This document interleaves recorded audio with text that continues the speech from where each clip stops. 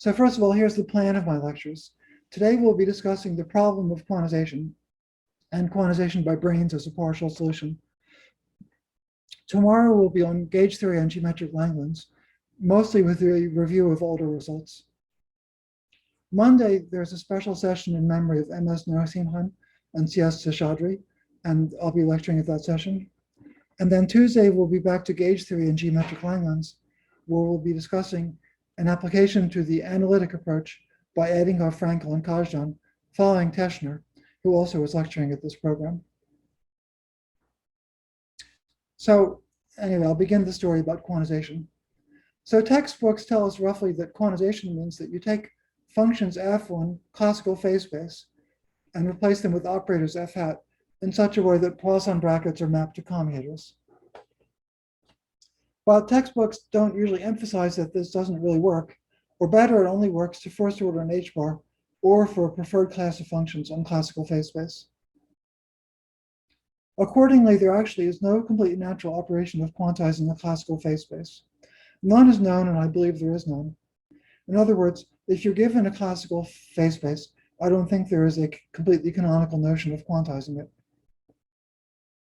Quantization requires some additional structure. Ludwig Faddeev used to describe this by saying that quantization is an art, not a science. Now, the basic reason there's a problem is that the symmetry groups of classical mechanics and quantum mechanics are different. In classical mechanics with the phase space M, the group of symmetries is roughly the group curly G of canonical transformations, which mathematically are called symplectomorphisms. In quantum mechanics, the corresponding group is the group curly U of unitary transformations of a Hilbert space. For example, if M has infinite volume, H is infinite dimensional. In that case, U doesn't know anything about M, but G does. So the two groups are different. And since a classical system and its quantization have different symmetry groups, there can't be an entirely natural passage from classical to quantum mechanics. In quantum field theory, when quantizing a system changes the symmetry group, we usually call that an anomaly. So you could say that at the kinematic level, there's an anomaly in the passage from classical mechanics to quantum mechanics. And this is an old story. I'm not certain if these are the original references, but here are some old references. Now, let's discuss the situation for the case that our phase space is just R2, on which we pick linear coordinates x and p with the standard Poisson bracket. So before I want to go on, I want to stress that the choice of what we call linear coordinates in R2 is highly non-canonical, even if we say they're supposed to have canonical Poisson brackets. Any area preserving transformation of the plane, or equivalently, any transformation that preserves the symplectic form dp dx, which in 2 dimensions is just an area form, would map p and x to different coordinates on the plane that could equally well be called linear functions. Any Hamiltonian function x, which just means any function, generates by Poisson brackets an area preserving transformation. So there are lots of them. So when we pick a pair of coordinates p and x and pull them canonical, we've made a choice out of a vast range of possibilities.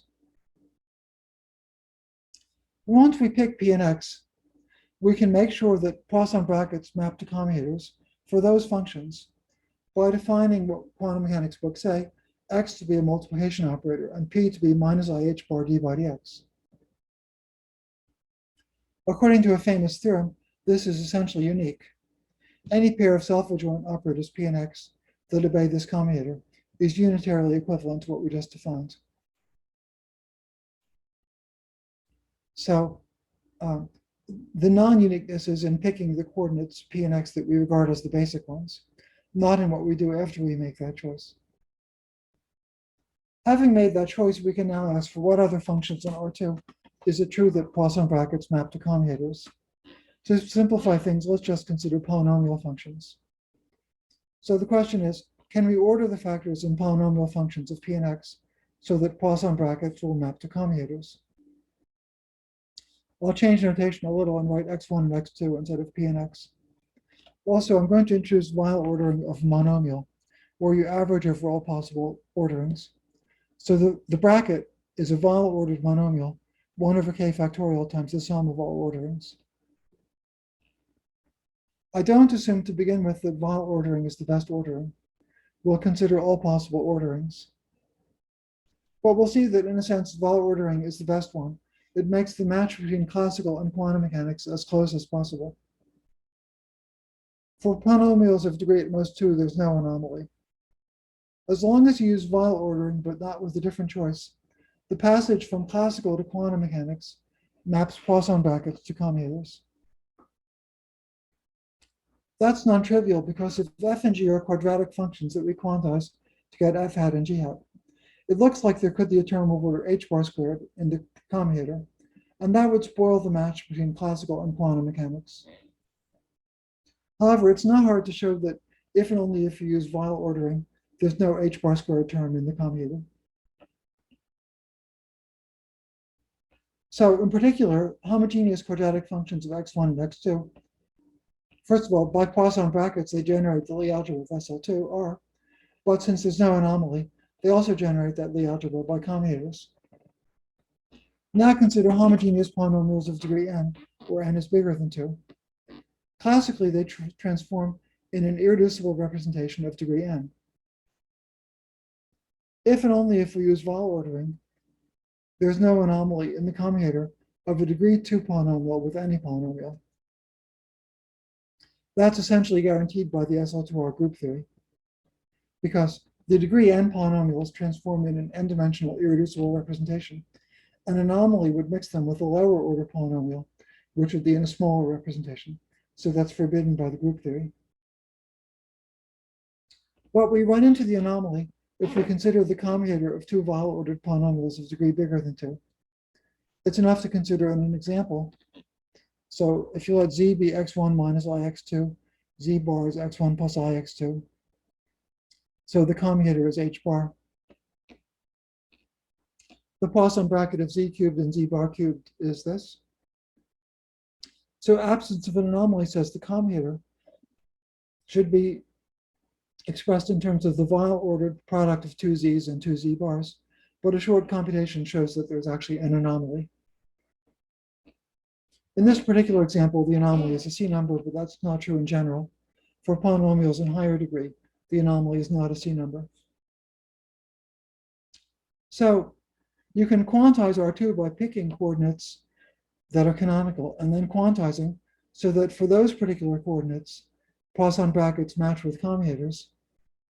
Someone else could have used different coordinates that are also canonical and quantize them in a nice way. And the two quantizations are different. Generically, in the first, p prime and x prime would not be minus I h bar, and in the second, p and x would not be that. However, before going on, I should point out that there's a good reason that these matters are not better known. In physics, it's rare that you want to quantize an abstractly presented classical phase space. Almost always, there's additional structure that gives you some guidance about what you want to do. For example, in a scalar field theory, there's a preferred set of linear functions on phase space, linear functions of the field variables. So you want to quantize those with nice simple properties. There's also a preferred function that you want to be bounded below, the energy. So with these two facts built in, that you want to preserve Poisson brackets for linear functions of the field variables, and you want the energy to be bounded below, quantization becomes unique. And nothing I've said and all the other things I didn't say are irrelevant. In particle mechanics, the spatial position and momentum are distinguished variables because of the symmetries of space and spatial locality. So in physics, normally you're not trying to quantize a phase space with no additional structure. And that's why quantum mechanics books really don't tend to explain that if you wanted to do that, you'd have a problem.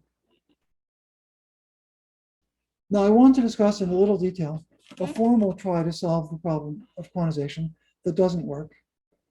Keeping this story in mind will be useful toward the end of the lecture. A formal approach to the problem of quantization is as follows. Well, first of all, Let L be a unitary line bundle whose connection is the symplectic form divided by h bar, and let's call its connection T over h bar.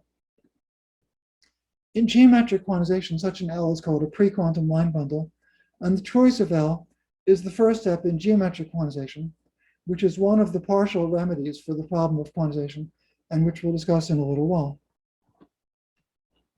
Now, what we're going to do that was we're going to take the pre-quantum line bundle to define an action. So if T over h bar is the connection, for path gamma in phase space from a point R to another point R prime, we consider this action. Another way to say it is let I be the unit interval and view gamma as the image of the map X from the unit interval to n. So gamma's, I got this backwards. I wrote this wrong, but what I said in words was correct. We're viewing gamma as the image of the map, which we could call gamma, from the unit interval to n. Then the action is 1 over h bar times the integral over the interval of the pullback of the connection. So this is the action that we're supposed to quantize to get quantum theory. And if we could attach a Hilbert space to this action in a natural way, we would say we've quantized the phase space. But that's what we can't do. We can't do it because there's too much symmetry.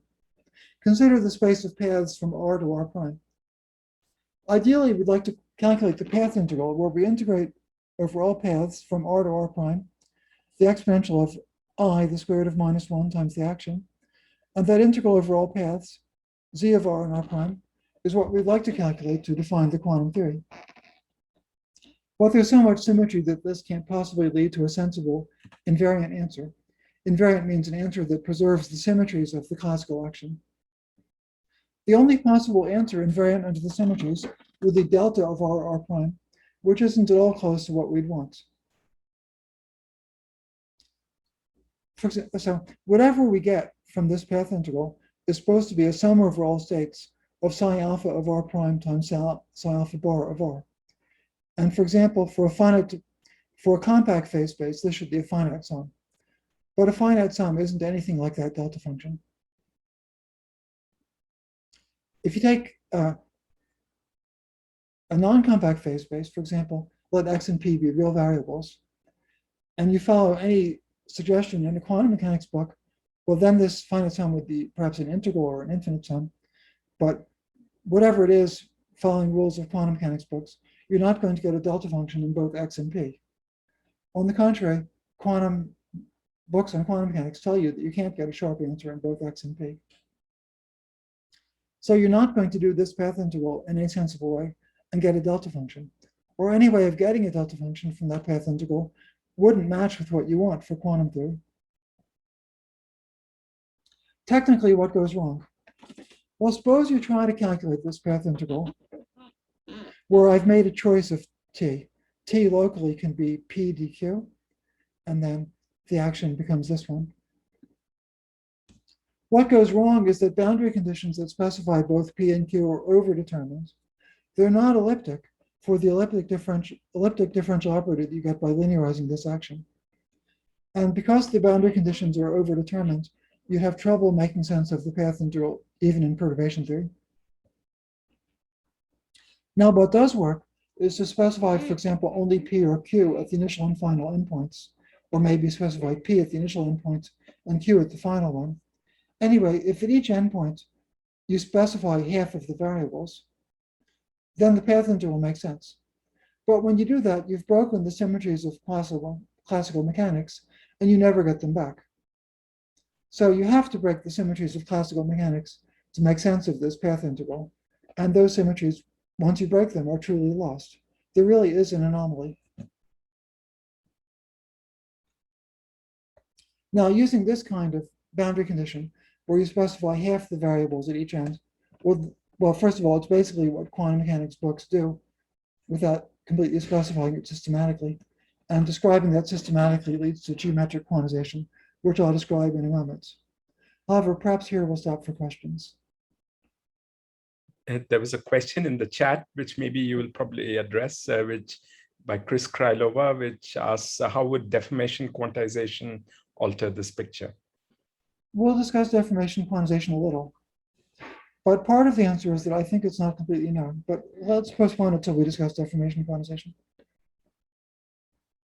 If there weren't more questions in the chat and nobody hands are raised, I'm just going to go on then. So I want to make further remarks about this. First, sorry, we're about to discuss deformation quantization. A partial remedy is to consider the path integral in a circle rather than in the interval 0, 1. Then you don't need boundary conditions and the path integral is better defined. Now, it's not clear to me if, even on a circle, the path integral can be defined in a way that fully preserves the symmetries of classical mechanics. There's a big literature on deformation quantization, which we're about to get to. But I don't see this question addressed in the literature. And I don't know the answer. I think the answer might be no, but I don't know the answer for sure. But if you decide to only do the path integral in a circle rather than an interval, you can no longer construct a Hilbert space because you no longer have initial and final states, which normally in quantum mechanics are inserted at initial and final endpoints of the interval in which we do the path integral. But the path integral just on a circle suffices for deformation quantization. In deformation quantization, you construct a quantum deformed algebra of functions, sometimes with a trace, but no Hilbert space it acts on. So you do that like so. You pick functions f1 up to fn on M, and cyclically ordered points on a circle, and you integrate over the space of loops x mapping s1 to M, and you define the expectation value of the product of f's in cyclic order as the path integral with the exponential of I times the action, and these cyclically ordered insertions, which I've illustrated with that picture. Here, there are 6 of them. We cyclically ordered the functions f1 up to f6, in this case, in cyclic order around the circle. And so we do a path integral with those insertions. And because the action is invariant under diffeomorphisms of the circle, all that will matter is the cyclic ordering of the points, not precisely where they are on the circle. So these cyclically ordered correlation functions have the data you need, information you need to define a quantum deformed algebra of functions. Suppose you find out that this cyclically ordered correlator is equal to this one with one less point, where G depends on F1 and F2, but not on F3 up to Fn. Well, I should explain why that happens. You make an OPE where you bring 2 of the points together. So when 2 of the points come together, you can hope to approach it, you can hope to replace it with a single point with a different function. So if you're able to replace F1 and F2 with G, then you say that the star product of F1 and F2 is G. So this star product is associative and has a trace given by the expectation value. But it's not quantization because it doesn't have an appropriate Hilbert space representation. There's a rigorous version of these statements in perturbation theory so these authors, well, there's much literature on deformation quantization. There's a famous approach by Fedosov who didn't use path integrals. Then these authors reinterpreted his work with path integrals. And so there's a rigorous version of the path integral in the circle to all orders in perturbation theory in H-bar. But it wasn't done well, the question of whether you can preserve the symmetries of classical mechanics wasn't discussed. I believe the answer is no, but no one in the literature appears to have shown that. There's also a generalization of deformation quantization from manifolds that are Poisson but not symplectic by Kontsevich and then Cataneo and Felder. Now, they had to use a path integral on a disk, not on a circle. I've explained all this because although we're really ultimately interested in quantization, deformation quantization will be part of the story.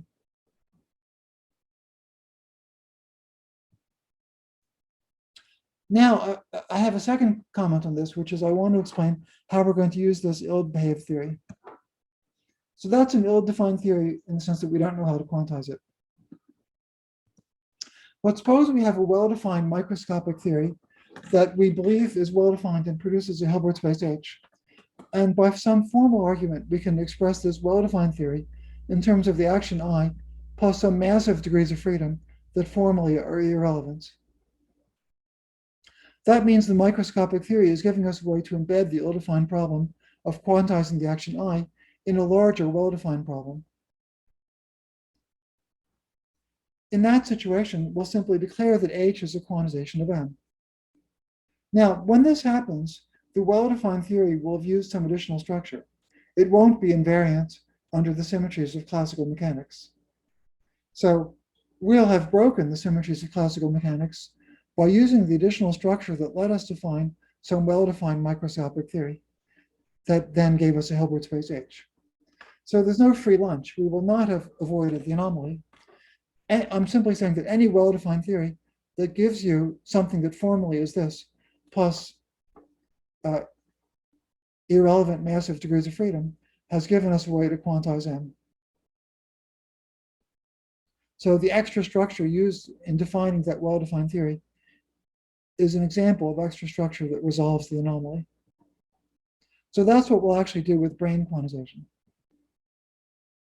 Now, as I've tried to convince you, the non-uniqueness of quantization only has partial remedies.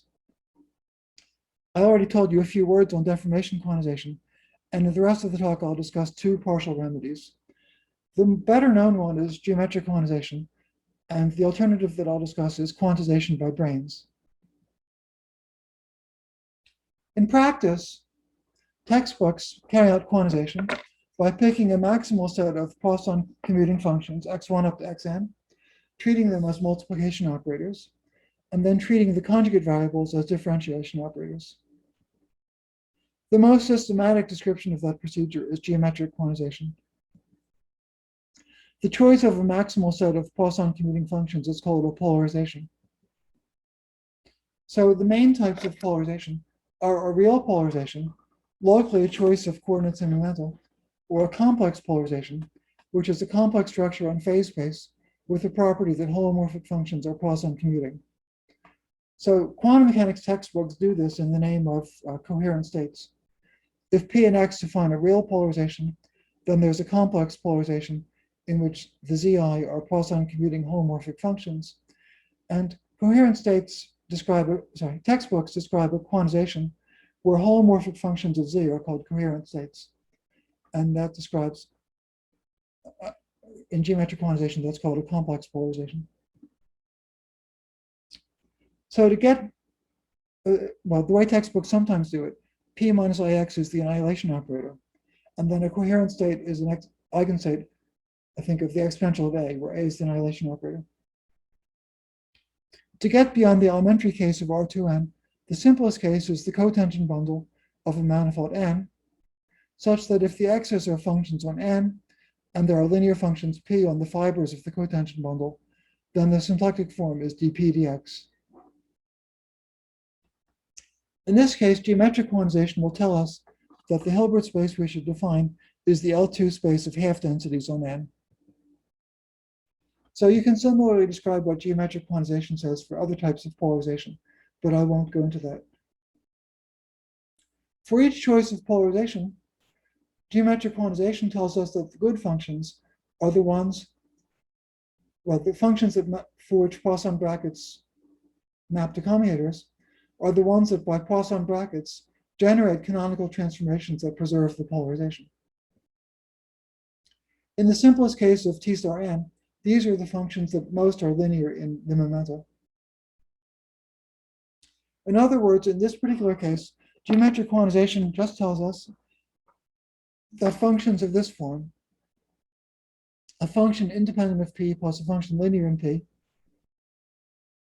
can be quantized in such a way that Poisson brackets are mapped to commutators.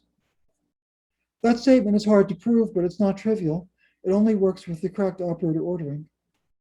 If f and g are two functions linear in P, the commutator might have had a term linear of order h bar squared, which would have been an anomaly. It would spoil the match between Poisson brackets and commutators. The statement of geometric quantization in this particular case is simply that you can order the operators to avoid a term of order h bar squared in the commutator. It's elementary, but it's not completely trivial. For functions quadratic or higher order in P, terms of order h bar squared and higher generically can't be avoided by operator ordering, and we get the anomaly. There's no precise match between commutators and Poisson brackets. So geometric quantization considers more general types of polarization as well, always picking out a preferred but very limited class of functions that behaves well. Most of what we call quantization can be expressed in terms of geometric quantization. But geometric quantization has two drawbacks, one of which I consider somewhat esoteric, and one of which I really care about. It's the second one, which is the reason I'm giving the lecture, really. The esoteric drawback is that it's possible to have a phase space M, for instance, a compact one, that has no polarization. So geometric quantization won't tell us anything about quantizing that phase space. And you might ask, well, is there some way to quantize it anyway, even though there's no polarization? But the issue I really care about is this one. More typically, a classical phase space M does admit a polarization, and therefore, upon choosing a polarization, it can be quantized with geometric quantization. But if there's one polarization, there are many, depending on infinitely many parameters. And that's because a generic symplectomorphism, not in the restricted class of functions, almost any Hamiltonian will generate a canonical transformation that maps one polarization to a different one. And geometric quantization with different polarizations gives quantizations that generically are inequivalent.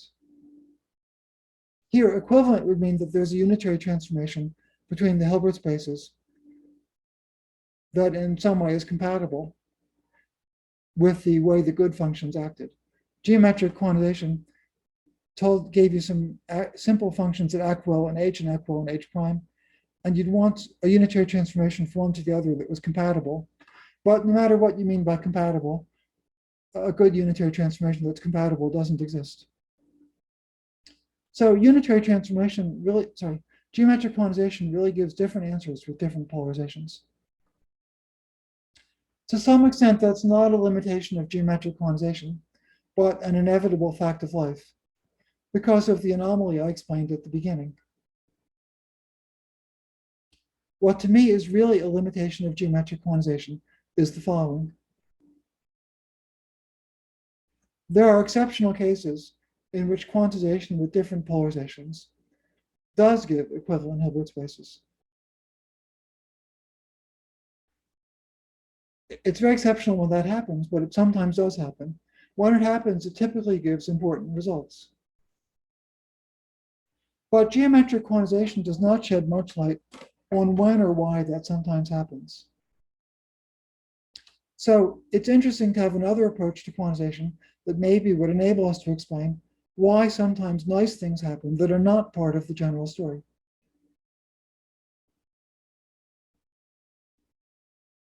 So I'm going to give you, in the next part of the talk, a few examples of different polarizations that actually are equivalent. And as I said, one of my main reasons to explain these examples is to convince you that the question is significant of understanding why different polarizations sometimes are equivalent. The most basic example is R2n. To quantize it, we can pick a notion of what we mean by linear functions, an affine linear structure, it's called to be fancy. Once we've decided what we mean by linear functions, a further separation into P's and Q's doesn't matter. The most basic case of this is that P's and Q's can be exchanged by Fourier transform. But more generally, as I explained before, there's no anomaly in quantizing functions that are at most quadratic.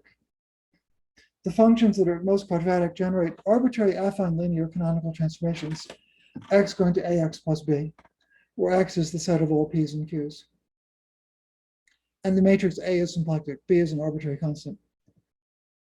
Since there's no anomaly in the canonical transformations that go from one set of linear coordinates to another, the choice of a splitting into P's and Q's doesn't matter once one has picked the affine linear structure in the first place.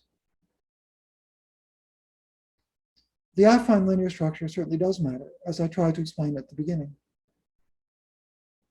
Now, geometric quantization doesn't explain this, because we used functions that are at most quadratic in P and Q, while geometric quantization will tell you to consider only functions that are at most linear in P. So this elementary fact really that quantization of R2n has a match of classical and quantum mechanics if you only consider at most quadratic functions, isn't explained well by geometric quantization. For our second example, consider Chern-Simons gauge theory in 3 space-time dimensions, initially with a compact gauge group G. Here's the action, which you're probably all familiar with. This is an unusual example of a quantum field theory where we really do meet the subtleties of quantization. We're hoping to get a topological field theory because the action is defined with no choice of a space-time metric. But it turns out that it's not possible to pick a polarization without breaking the topological symmetry.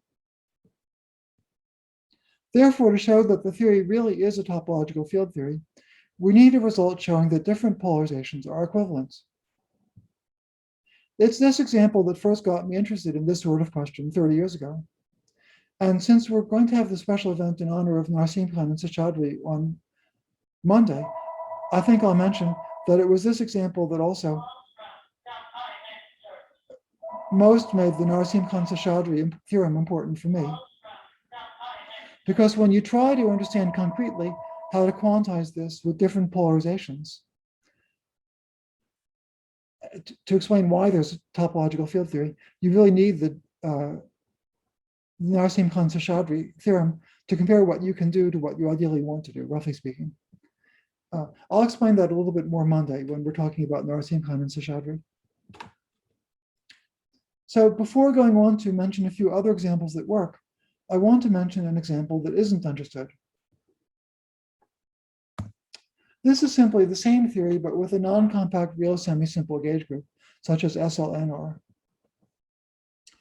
After breaking the topological symmetry by a choice of polarization, one can quantize, but one doesn't know how to show that the different polarizations are equivalent. So in general, we don't know how to show that SLNR Chern-Simons is a topological field theory. This isn't just a problem of a missing proof. We don't know what the equivalence between the different quantizations is supposed to be. I'm painting a broad brush picture because time is limited. There are fairly satisfactory and fascinating answers in some important cases, but the general statement I made is true. We don't, in general, know how Chern-Simons with a semi-simple real gauge group, or why it would lead to a topological field theory. We don't know how to show it, or to understand the topological field theory it does. We don't know what the formulas of the topological field theory should be.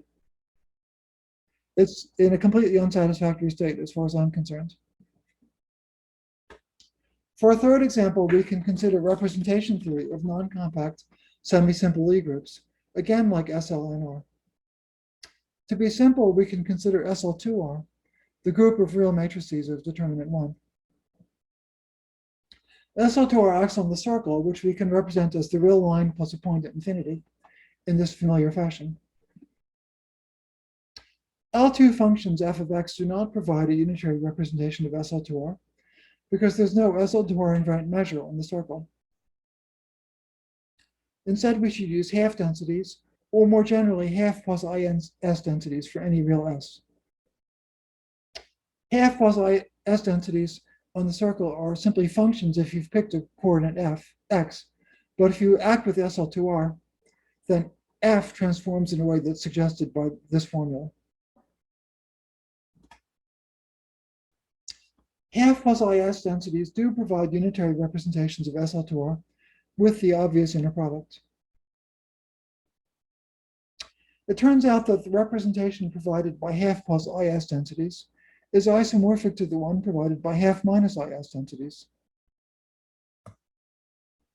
That fact has an analog for semi-simple Lie groups of higher rank, and it's important in representation theory. It's even been important in some applications of physics, with the semi-simple Lie group being the conformal group.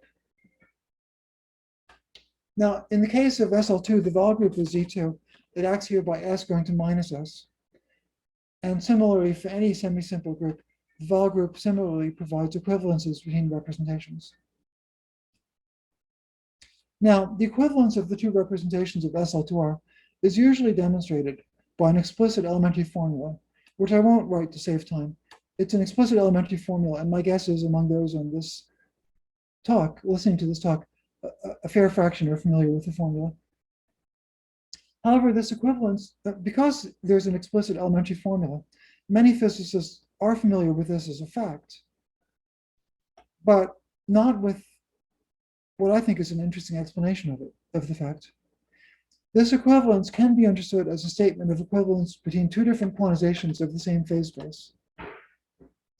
The phase space is simply this one with real variables x, y, z, and a constant j squared, which after quantization becomes s squared. There's an obvious action of SO21 on the triple x, y, and z, which transform in the spin 1 representation. There's an SO21 invariant symplectic form, so you can hope to quantize. So we have a classical phase space with an action of SO21, and we can hope quantization will give a unitary representation of SO21, or maybe of its double cover, SL2R. To quantize, we need to pick a polarization, and it turns out that there are two SO21 invariant real polarizations. One is described by saying that the commuting variable on the base of the polarization is Q, and the other one is Q prime. The two formulas are not manifestly SO21 invariant, but you can show that they are. Following the logic of geometric quantization in more detail than I've explained, quantization with one polarization leads to the representation by half plus IS densities, and the other leads to the representation by half minus IS densities. So this is another example of a non-trivial equivalence between two different ways to quantize the same phase space. But why are these two quantizations equivalent, given that generically, geometric quantization with different polarizations does not give equivalent results? Something has got to be special about these two examples and their analogs for semi-simple real groups of higher rank. My last example is the pentagon identity of Fadeev and Kashev for the quantum bilogarithm. The quantum bilogarithm can be defined by this formula, and it obeys a variety of identities, including the Fadeev-Kashev identity. The function of the identities it satisfies are important in many integrable models of statistical mechanics and many body physics in two space or space-time dimensions. Most people who, first of all, many people who study these models are familiar with the function and the identity, much more than I am, to be honest. And most people use it as a fact without worrying about it in its relation to quantization. However, the identity can be regarded as a consequence of the statement that 5 different ways to quantize the same phase space are equivalent. These are 5 different geometric quantizations of the same phase space, which exceptionally are equivalent, and that particular equivalence leads to the Fadeev-Kashev identity. But Fadeev, I believe, had in mind the fact that different quantizations are generically inequivalent when he said that quantization is an art, not a science. And in this particular example, the art, if you like, is to pick the right 5 quantizations out of the infinity of quantizations that would have given wrong formulas. Now, as I've said, there's no accepted general theory of when different quantizations are going to be equivalent. But Sergei Gukov and I provided a partial answer a number of years ago. And recently I returned to this subject with David Gaiotto. We were motivated by a recent application to work in, well, an application to recent work of geometric Langlands, which I'll talk about on Monday, or Tuesday rather, in my 4th lecture. And that work is closely related also to recent work of Teschner, one of the lecturers at this school. So I want to give a brief introduction to what Gukov and I said. But I'm going to motivate it as follows. I gave you 4 nice examples where different quantizations were compatible. Where different, like exceptionally geometric quantization gives different answers with different polarizations. But I gave you 4 nice examples where geometric quantization with different polarizations gives compatible, equivalent answers. And there's something they all had in common. They're all examples of a classical phase space M that can be complexified to a complex symplectic manifold Y, which intuitively, in some sense, is complete. Technically, they're all complete in the sense that they have complete hyperkiller metrics with some additional properties that we'll need. Moreover, the distinguished functions that are being quantized and have nice properties extend to holomorphic functions on Y. And this last point is the one that's the point of my paper with Gaiotto. This is the point that I think Gukov and I didn't understand. The polarizations that are being used for quantization extend to holomorphic polarizations of the complex phase space. Let's just review the 4 examples. In the first case, the phase space was R2n. We picked an affine linear structure, meaning a choice of what we mean by a function on R2n being at most linear. Then the preferred functions are the linear functions x1 up to x2n, and for these functions, Poisson brackets match with commuters. Once we pick an affine linear structure on R2n, we can complexify it to C2n by viewing the x2n as complex variables. And therefore, these functions analytically continue to homomorphic functions on C2n. This sentence is very important. Note that you don't know how to complexify R2n to C2n before picking some additional structure beyond its symplectic structure. So once we pick the x's, then we know how to complexify such that those particular x's complexify to homomorphic functions on C2n. But just R2n as a symplectic manifold, we do not know how to complexify it to C2n. We could make a symplectomorphism by a generic smooth Hamiltonian H. And if that smooth Hamiltonian doesn't have special properties, it won't have a nice analytic continuation to a homomorphic function. And so it would map us to different linear functions, and if you use them for complexification, you'd get a different complex manifold. So the complexification from R2n to C2n builds in the special structure that was used to quantize R2n.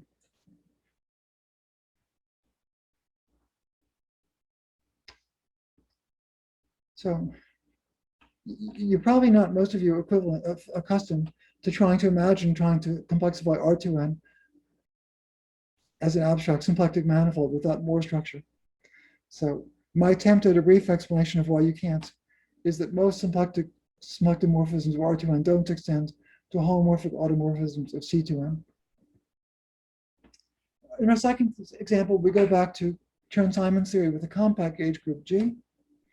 It has a nice complexification where the phase space of the same theory is the complexification G sub C of G. And here the nice complexification exists for other real forms. So this framework formally applies to the other real forms that we don't understand as topological field theories, like SLNR. But anyway, our second example where something nice happens is an example with a nice complexification, namely the same theory with the complex gauge group. In our third example, this was the phase space with real x, y, z. The preferred functions were x, y, and z. We complexified by considering the same equation with x, y, and z as complex variables. And I explained less fully the example with the quantum bilogarithm. In that case, the phase space is R2, but for complexification, one should use not C2, but rather C star times C star, where C star is R times S1. In other words, one complexifies R2, which is R times R, by replacing each R with C star, which is R times a circle. So in other words, instead of C, C star is an equally good complexification of R. To get the Fadeev-Kashev identity, we should complexify R2 not to C star times C star, but to this. R times S1 we can think of as the complex Z plane with this equivalence. And then the good functions are not Z or polynomials in Z, but Laurent polynomials in e to the Z, because e to the Z is invariant under this equivalence. So any real analytic classical, normally all phase spaces we consider are at least real analytic. Any real analytic classical phase space symplectic form, observable function and polarization could be complexified a little bit. You could always go make the real variables complex a little bit. That's more or less the definition of real analytic. What's exceptional about the 4 examples is that they admit complexifications that in some sense are complete. Complete means they admit complete hyperkiller metrics, and likewise the functions and polarizations considered have analytic continuations that are holomorphic everywhere. Now, why is it useful if the classical phase space and everything else extends to a complete complex manifold Y? The proposal by Gukov and me was to embed the problem of quantizing M in a bigger and seemingly much more complicated problem, the 2-dimensional A model with target Y. In that context, it's understood that if Y admits a complete hyperkiller metric, then the quantum sigma model is well-defined, a true ultraviolet complete quantum field theory. So this is not a mathematical theorem. It's just a statement that physicists are highly convinced of based on abundant experience and arguments. And this statement is going to be used in the rest of today's lecture, and also it'll be very important on Tuesday. A standard twisting of this sigma model gives the A model, and the A model is studied by mathematicians, but without understanding that it exists as a real theory. So the A model mathematicians study this A model in terms of formal power series. But physicists understand it as a model that really exists with actual coupling constants that can be complex numbers. And as I say, that will be crucial in the application. Now, the embedding of the problem of quantization in the sigma model is roughly as follows. First of all, quantizing the sigma model on a spatial interval, we take space to be a compact interval with appropriate boundary conditions, gives a Hilbert space H. And with the right boundary conditions, this can be interpreted as the quantization of the underlying classical phase space N. So what are the right boundary conditions? Well, the right boundary conditions at one boundary are just that the sigma model field on the boundary takes values in M. So remember, we're doing the sigma A model of Y, which is the complexification of M. So M is a middle dimensional submanifold. So this is a standard Lagrangian brane that we use for one boundary. The boundary condition on the other boundary is simple to describe. Well, it's simple, but it has subtle properties. It's a modification of Neumann boundary conditions. So Neumann boundary conditions would say that all the bosonic fields obey Neumann boundary conditions. They have normal derivatives that vanish. Modified Neumann means that the normal derivative of one field is a time derivative of a different field. So the normal derivatives are expressed in terms of boundary values, but they're not zero. So that's what I mean by modified Neumann.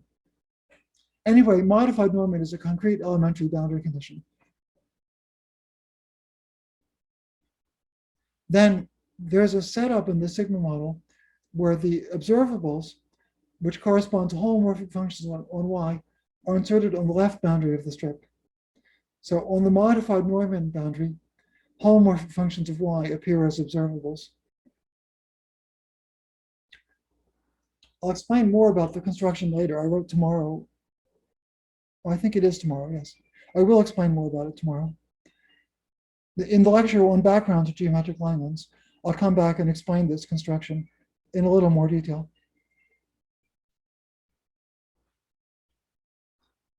Sorry, what do I explain today though? I forgot. Okay. So I will explain more about this construction tomorrow, but the property it has is that the observables turn out to be the deformation quantization of M, where the functions you deformation quantize are the ones that extend to holomorphic functions on Y. And when you treat them as observables in this quantum theory, they obey a non-commutative algebra, which is a deformation quantized algebra. And then there's some quantum Hilbert space they act on, and that Hilbert space is the candidate for the quantization of M. To be honest, I planned this lecture to explain more about the construction tomorrow because I thought I'd be out of time, but it looks like I've rushed too much and I would have had a little more time. It's hard to say more about the construction though now without having the slides handy. There's another interesting fact about this construction, which also explains some subtleties of quantization, which I haven't had time to explain. The same Y can sometimes be regarded as a complexification of two different real submanifolds. When that happens, we get two inequivalent quantum systems that provide different representations of the same algebra of observables, viewed just as an algebra, ignoring the star operation. For example, the complex phase space that was one of my examples is a complexification of the M. I talked about it, but it's also the complexification of a different M prime where X and Y are imaginary and Z is real. So those are two different quantum problems on which the same algebra of quantum observables will act. For the second one, we should take J squared to be negative. So what I've tried to explain is that contrary to the impression one might get from textbooks, quantizing a classical phase space is not a clear algorithmic procedure. It requires some additional structure, which in geometric quantization is a choice of polarization, and in brane quantization is the choice of a suitable complexification of the classical phase space. Geometric quantization formalizes the textbook recipes. Its main drawback is to not give much insight about whether or why two different quantizations are equivalent. Brane quantization is only applicable in the best cases, but when it's applicable, it probably gives the most illuminating results.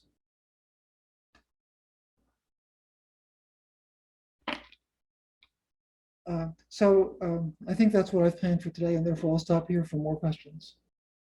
Given how I rushed, I should have planned to explain this in a little more detail instead of postponing that. Let's thank Edward for a very nice lecture.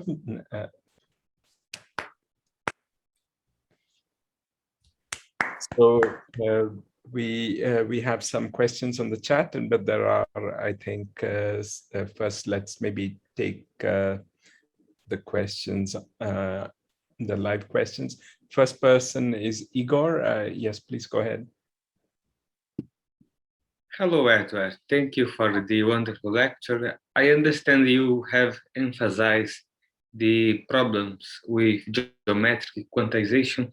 Could you briefly comment on the problems that arise in the more sophisticated Balatin-Vinkovsky method, which seems to be more algebraic?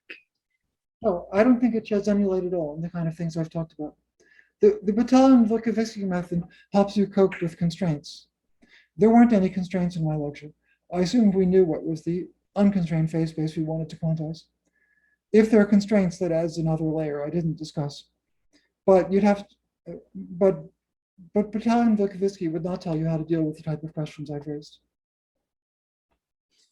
And the next question from Alok.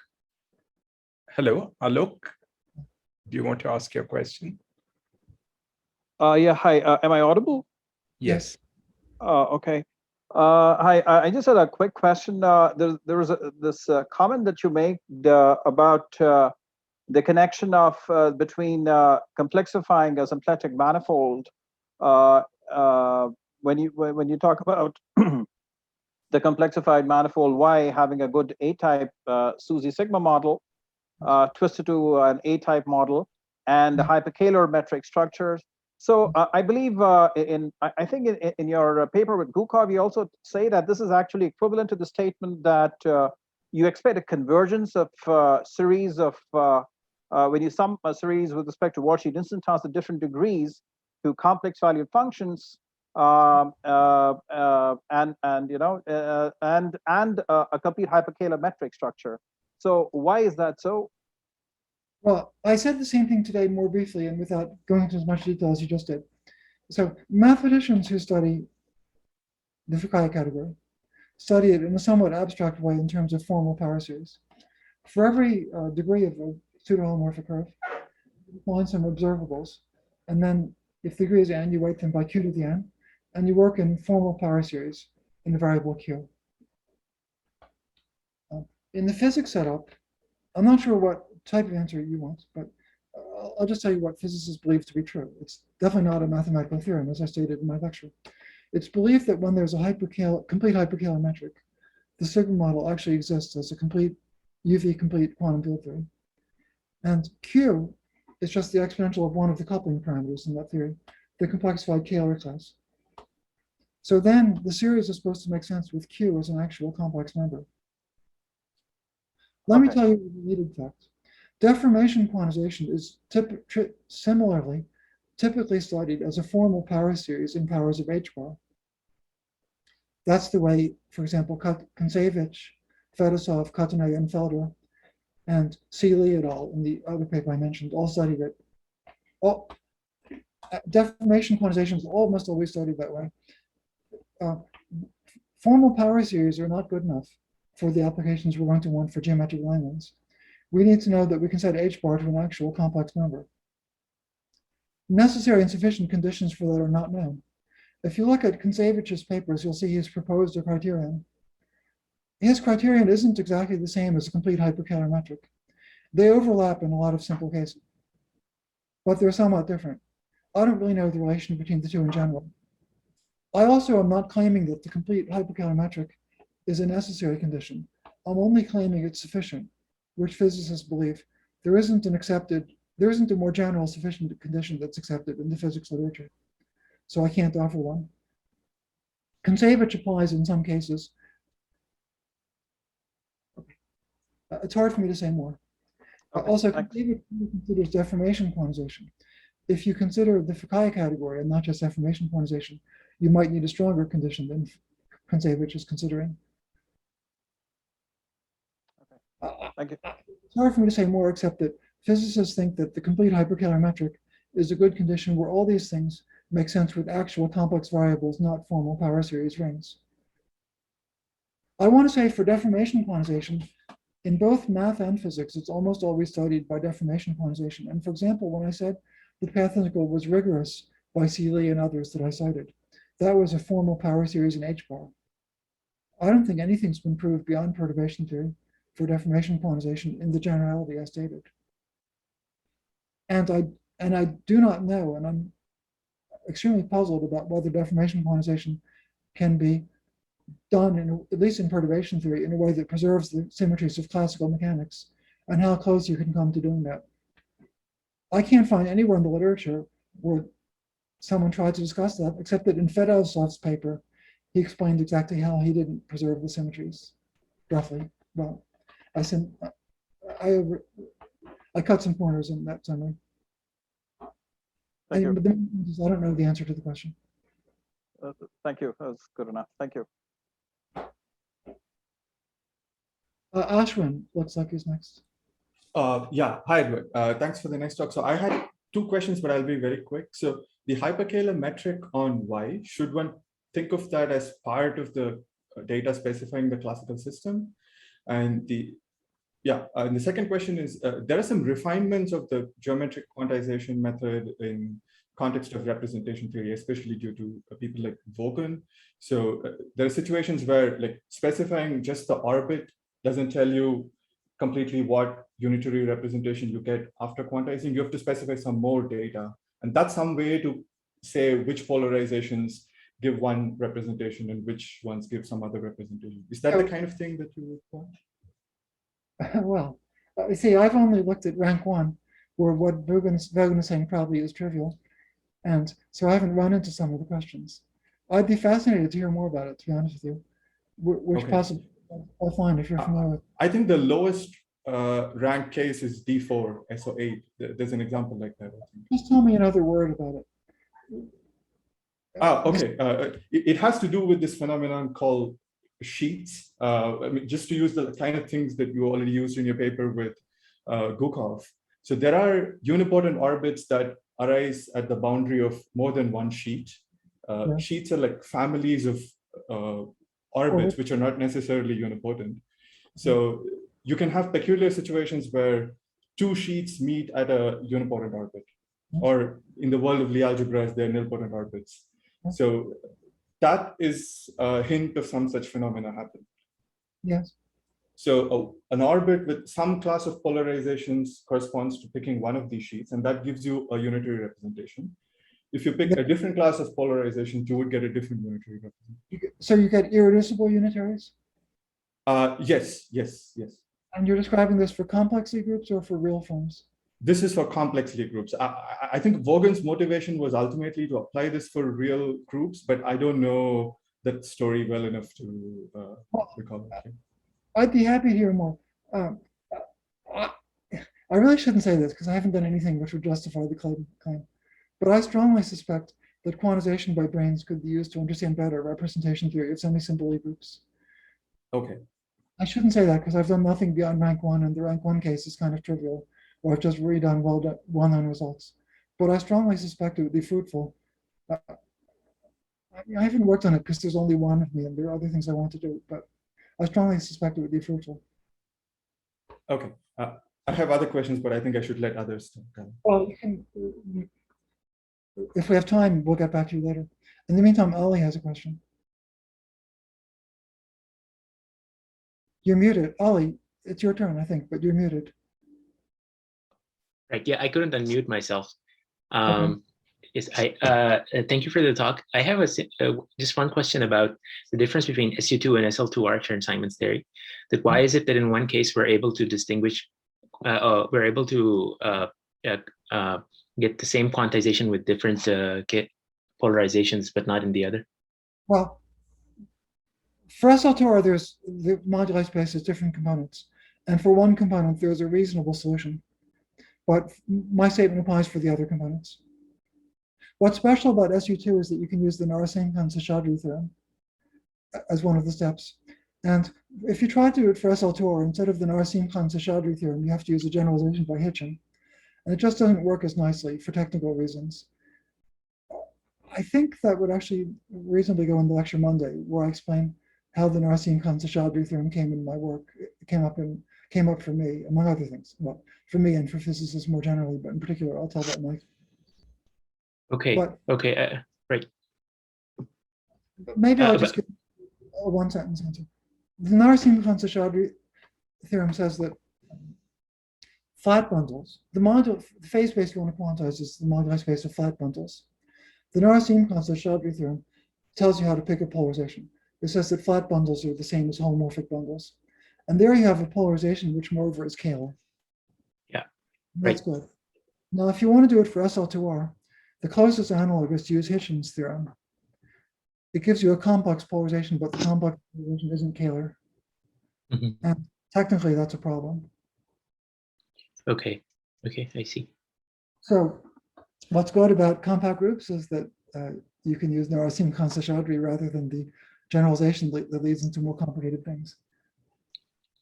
That's my view about it, anyway.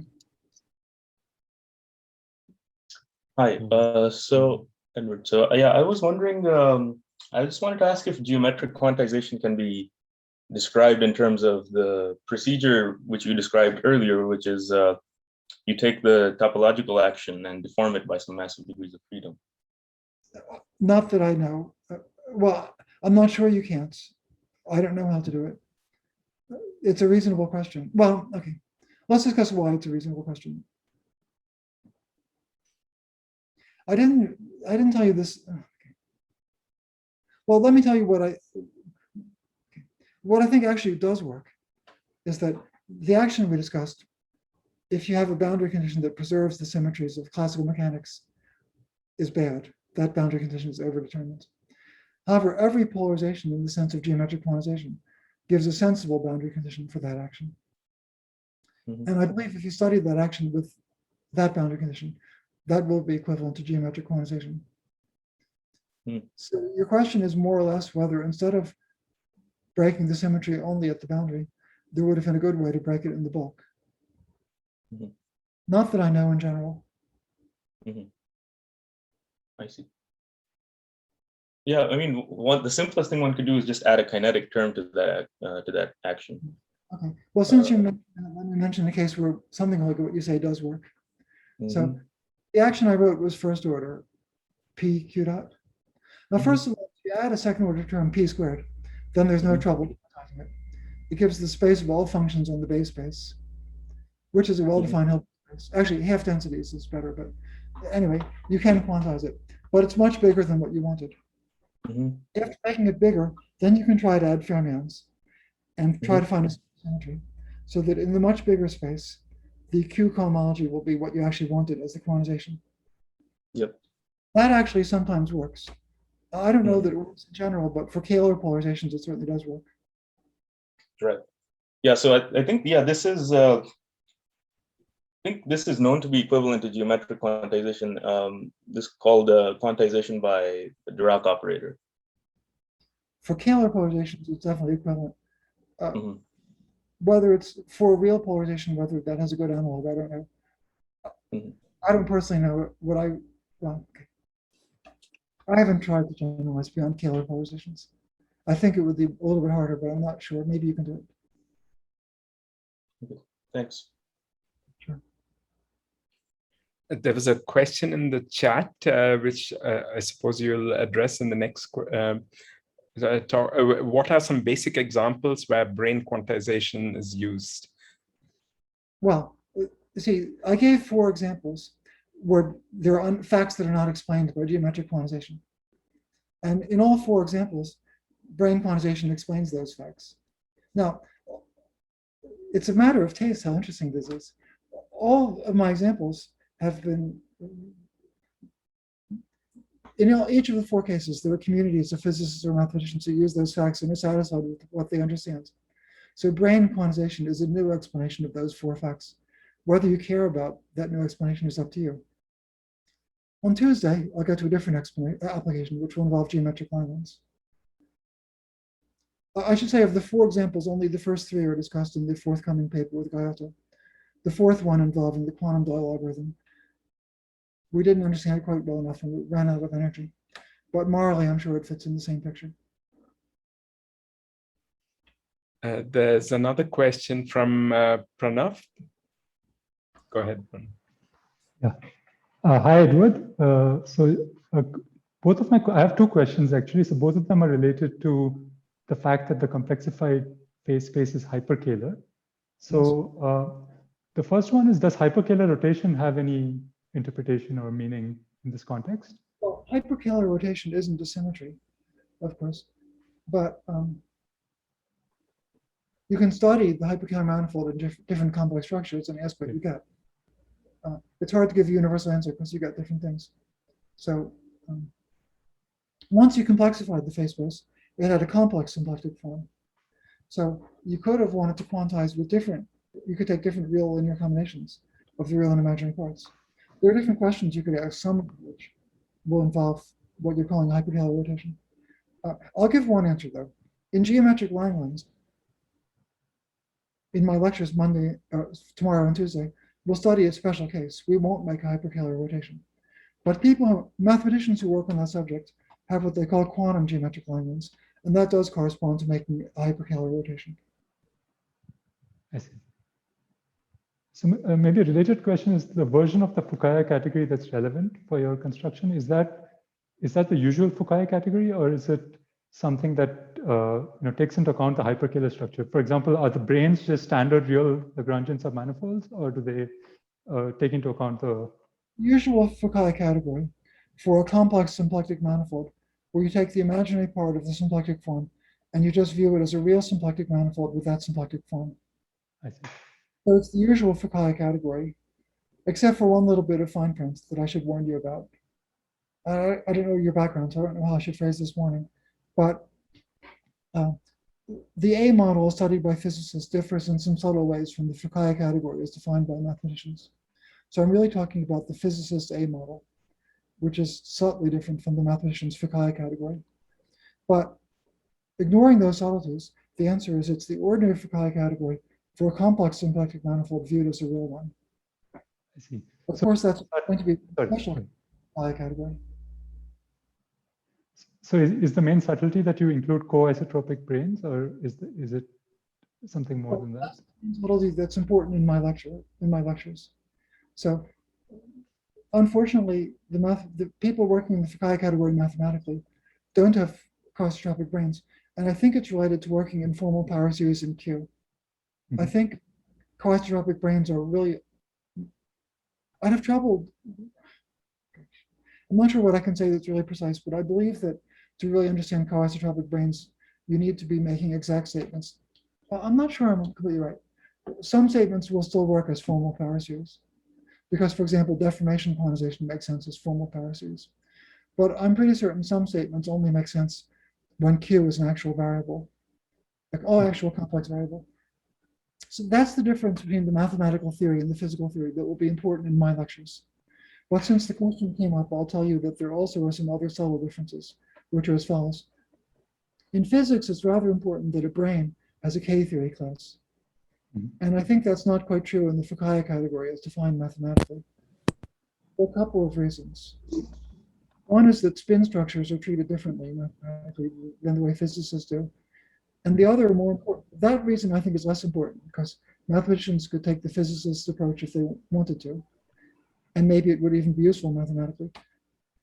But there's a more important difference is that in the Fukaya category, there are abstract isomorphisms between objects that don't have a natural geometrical interpretation. And I don't think those are allowed in physics because I don't think in general they would preserve the K-theory class. I see. Great, thanks a lot. There's another question, a couple of questions on the chat about how to formulate the quantization program for manifolds which are symplectic and complex but not scalar. Well, the quantization problem is for a real symplectic manifold. So if it happens to be a complex, that's a bonus. So in geometric quantization, you want a complex structure where the symplectic form is of type 1,1. If it's positive, that's a scalar form. But well, I'm not sure what the questioner asked, but one case with a simple answer is suppose that the symplectic form is of type 1,1, but not positive. That case is still considered in geometric quantization. And you quantize by considering not holomorphic functions, but higher cohomology. And that's technically a little bit more complicated, especially in infinite dimensions. So for the question that I was asked about 10 minutes ago, of what's wrong if we try to do SL2R Chern-Simons or SLNR Chern-Simons, what's wrong is that, well, first of all, we don't have the Narsim-Khan-Seshadri theorem. We have the Hitching theorem, and it would tell us to quantize using higher cohomology, where unfortunately it's infinite, way up there. And I've never understood how to make sense out of it in this context. As far as I know, I'm the only person who's really been interested in the problem. But anyway, one doesn't know how to make sense of it. Maybe, I mean, maybe what, Raju, do you want to unmute yourself and ask the question? When is the next lecture? I'm worried about your schedule.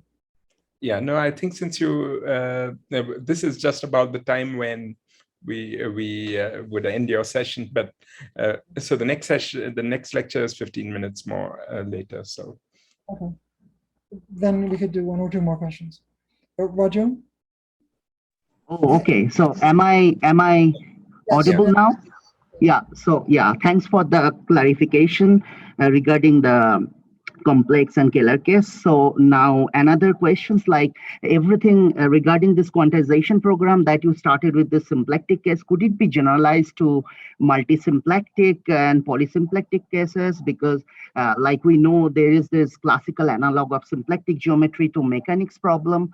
So can we do this for multisymplectic, polysymplectic, which has an analog in the field theory, classical field theory, like all this quantization program, can it be generalized? By polysymplectic, you mean a situation where there are different symplectic structures such that the same flow is symplectic? Right. I haven't tried to think about that situation. That's, of course, very special and arises in some integrable systems. I haven't tried to think about this. Like when you were talking about equivalence of polarization, is it in the way like Darboux theorem says about kind of a mosaic trick mapping one polarization to other, like we do for symplectic structure? Well, Darboux says that you can pick coordinates of a simple kind. And Right. once you've done, you can also pick a polarization of a different kind. But that second step isn't unique. You could have used the Q's or P's. Right. And generically, you get different quantum theories depending on how you proceed. So do you think could it be done also for multisymplectic? as I say, I haven't tried to apply brain quantization in that context, so I don't know if it would be interesting. Okay, thank you. Sure. So maybe we'll just take one last question from Aswin. Yeah, Edward, so continuing along the theme of what you were saying, so what would you say is the expectation for brain quantization in application to representations of non-compact Lie groups? Would you expect all unitary representations to come out of it? Because in the usual orbit quantization, there are some representations like the complementary series that don't arise, and there's usually some reason for it. It doesn't occur in the decomposition of L2 functions or something. So what is your expectation for brain quantization? I don't have an a priori expectation. I don't really know.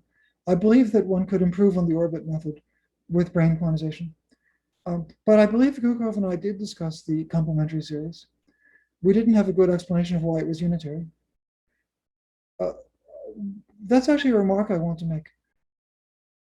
In representation theory, there are classes of non-unitary representations that are still interesting. Admissible representations, they're called. So for rank 1, Gukov and I did show how to get admissible representations from brain quantization. I don't think it's natural to discuss them in conventional quantization, because I think conventional quantization is really for unitary structures. I don't know whether people try to discuss admissible representations in geometric quantization. I think it's more natural to use brain quantization. And then in that setup, I think we did have the complementary series, but without a good explanation of why it was unitary. Yeah, I see. Yeah, my question was indeed motivated by the section in your paper with Gukov that had the complementary series. Well, I don't know more than is in there, I'm afraid. The only work I've done subsequently has to do with these 2 papers with Gayoto. The one on geometric Langlands is on the archive as of the day before yesterday or something like that. And the one on quantization, unfortunately, isn't. I would have wanted it to be in the archive before your school, but it's not. I'm sure we'll all eagerly look forward to it whenever it's up. Maybe. I think it's a little bit more ponderous than most people are going to want to look at. Okay, thank you so much. Yeah, so just a last question on the chat, which I think is very short, which was about when you talked about the path integral on the circle and the insertions of endpoints in the circle. The question was on the cyclic order. I mean, what determined the ordering, the cyclic or the clockwise or the anti-clockwise? Well, that's up to us. We get different information. So we have n non-commuting operators. And we have this function. I didn't say exactly in what sense this function was a trace. It obeys the axiom of a trace, which is that f of a b equals f of ba. It's not actually the trace in a Hilbert space representation of the algebra, but it does obey f of a b equals f of ba because of cyclic ordering.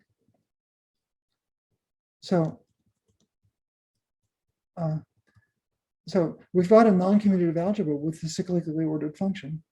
And we get more information. We get different information for different orderings. So if you want to study this theory, you'd want to know all possible. And for every different ordering, you would simply study the path integral in the same ordering, wherever I put it. So to get the most information out of the theory, you consider all possible orderings, and each ordering you study with the corresponding path integral. So what determines the ordering was you, really, the physicist or mathematician studying it. Okay, great. For that, let's thank Edward again for a very illuminating lecture, starting from classical mechanics all the way to brain quantization, about which we'll hear more next time.